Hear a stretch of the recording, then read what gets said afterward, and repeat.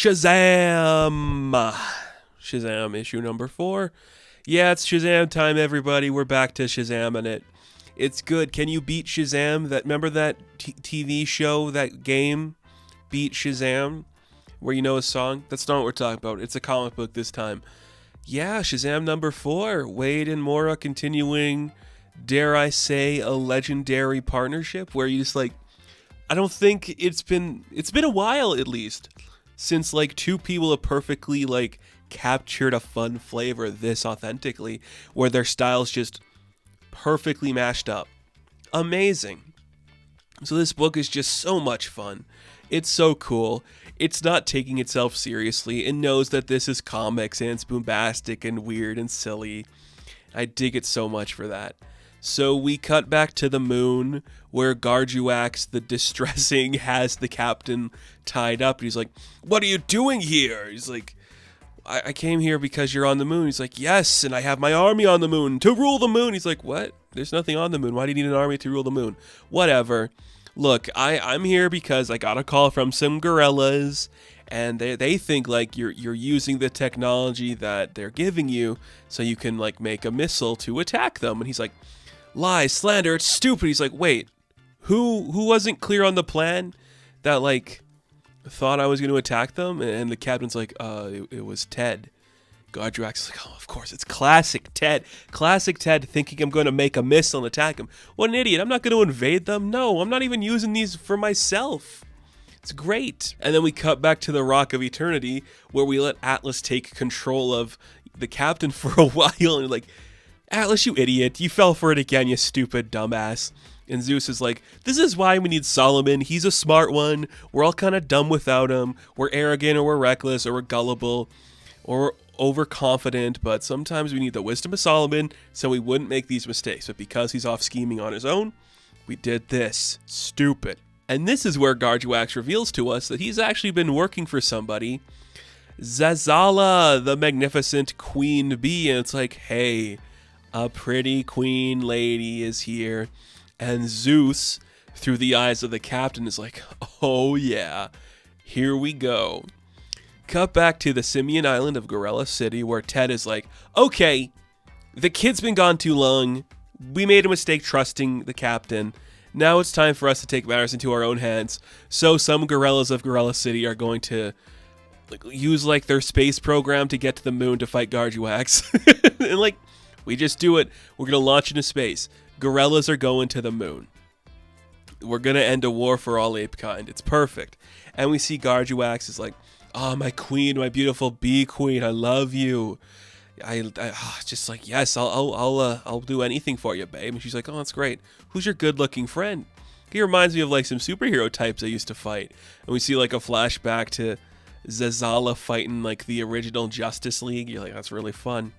And she's like, "Oh, he's so appealing." And this is when Zeus fully takes over the stuttering Billy Batson's like, "I'm the captain, baby." And yeah, I just like that the rest of the gods are like, "You call me gullible? You're falling for this evil lady?" Zeus is like, "Hey, no one can resist the charm of a god, baby doll, so I got this in the bag."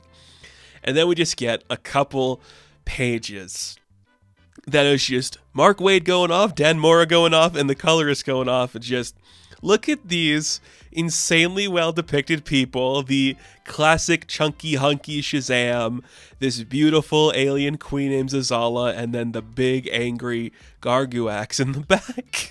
It's like, "I thought we had a deal. I'm making these weapons for you, my beautiful queen, and you're just falling for this milquetoast boy." You're like, "Yeah."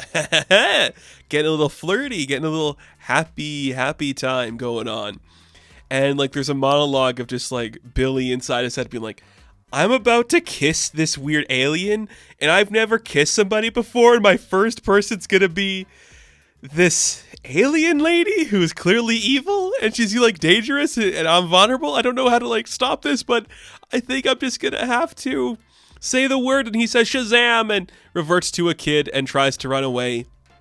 And at that very instant, the gorilla militia shows up, and they're here to fight because they obviously made a mistake helping Garjuax. And oh my god, come on, that is just comics, baby. That is just comics. I love when this happens and things just get insane. It's really fun. It's really inspiring. It's so cute and cool.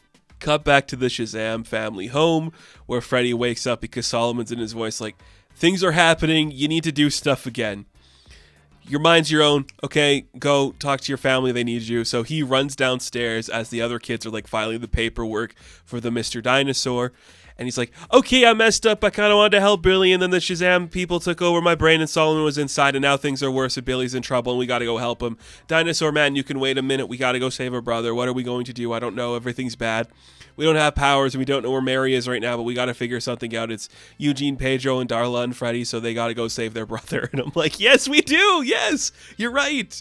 Kids acting like kids. I love it. Like, I don't even know, like, we're filing this paperwork. But fuck that up. We got to go save our brother because Billy's in trouble because gorillas invaded the moon and are fighting an evil queen bee lady.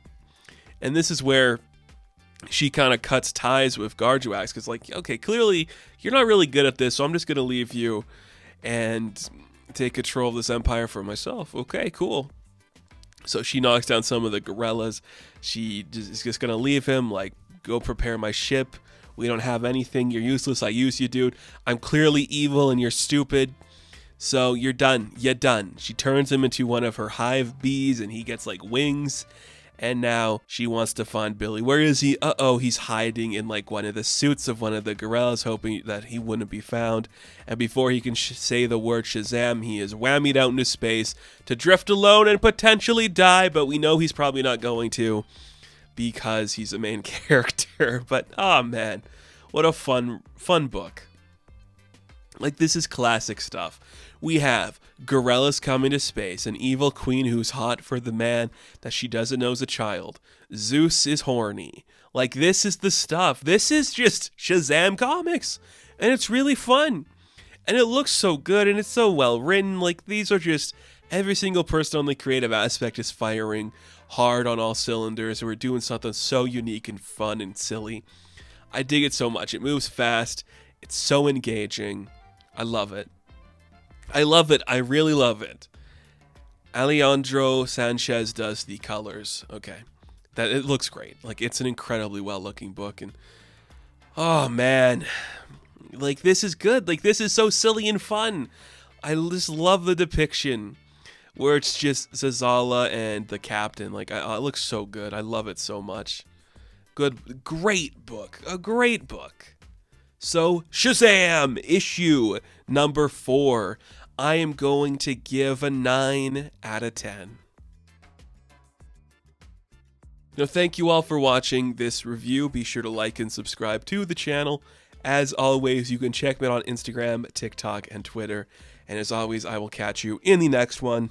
Have fun. Stay safe. Good luck.